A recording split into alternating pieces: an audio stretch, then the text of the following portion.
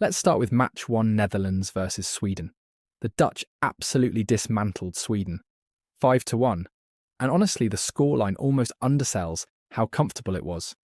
It took the Netherlands just 5 minutes to break the deadlock, and 12 minutes later they were already 2-0 up. Sweden never recovered from that start. By half-time the Dutch had complete control. And they came out firing again in the second half, scoring in the 47th minute to make it 3-0, then again in the 54th minute to make it 4-0. Within 9 minutes of the restart, the game was basically over as a contest. Sweden did get one back through Victor Gyökeres in the 59th minute, pulling it to 4-1 and giving their fans a brief moment of hope.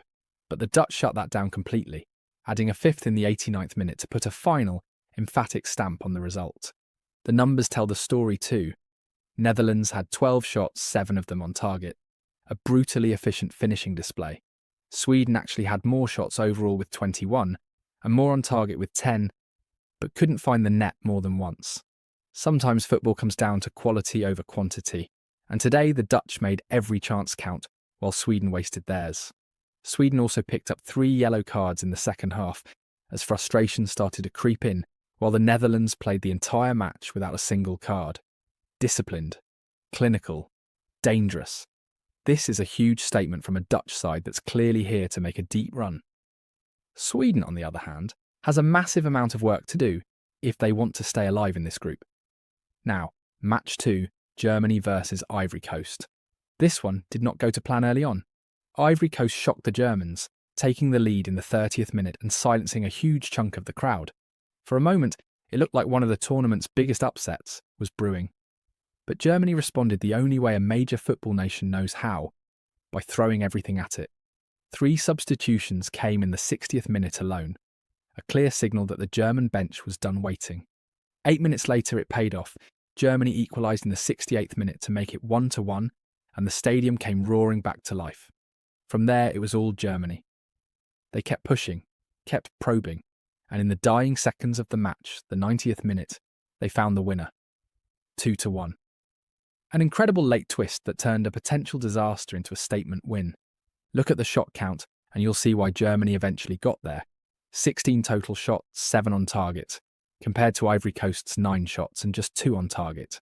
Germany dominated possession at 55% and never really stopped creating chances. They just needed time, patience, and a response to absorb the early shock. Credit to Ivory Coast though.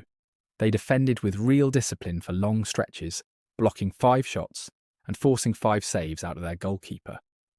They came incredibly close to pulling off a famous result, but in the end, German quality and depth on the bench made the difference in the final 10 minutes. Now let's talk about the most dramatic non-goal you'll see all tournaments are Ecuador versus Curaçao. This was as one-sided as football gets without actually producing a winner. Ecuador absolutely battered Curaçao for 90 minutes. 75% possession, 26 total shots, 15 of them on target, 9 corner kicks. This wasn't a football match, this was a siege. And somehow, the final score read 0-0. The hero of this match wears the Curaçao goalkeeper's gloves. 13 saves. 13. That is an extraordinary, career-defining performance, single-handedly keeping his nation in this tournament with one stunning stop after another, while his teammates barely got out of their own half. It got chippy too. Curaçao picked up 5 yellow cards, as the pressure of defending non-stop started to wear on them physically and mentally, while Ecuador added one of their own. The frustration on Ecuador's side was obvious. Chance after chance, shot after shot, and the goal simply would not come. For Ecuador, this is a result that should worry them. Dominating a match this completely and walking away with 0 points is the kind of outcome that can derail a World Cup campaign.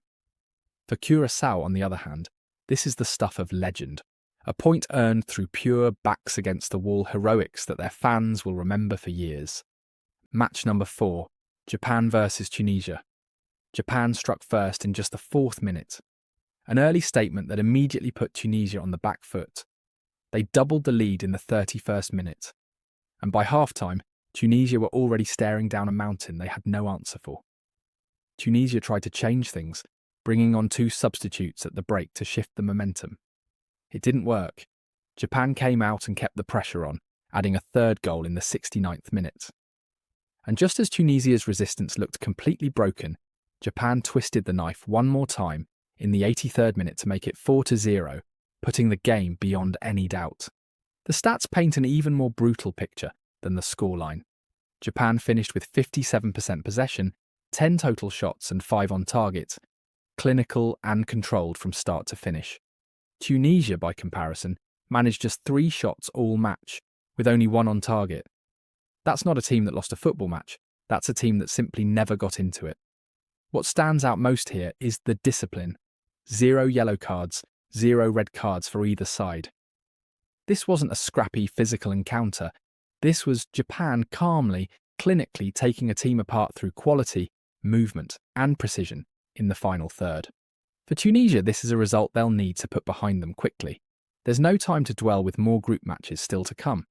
For Japan, this is exactly the kind of statement performance that puts every other team in their group on notice.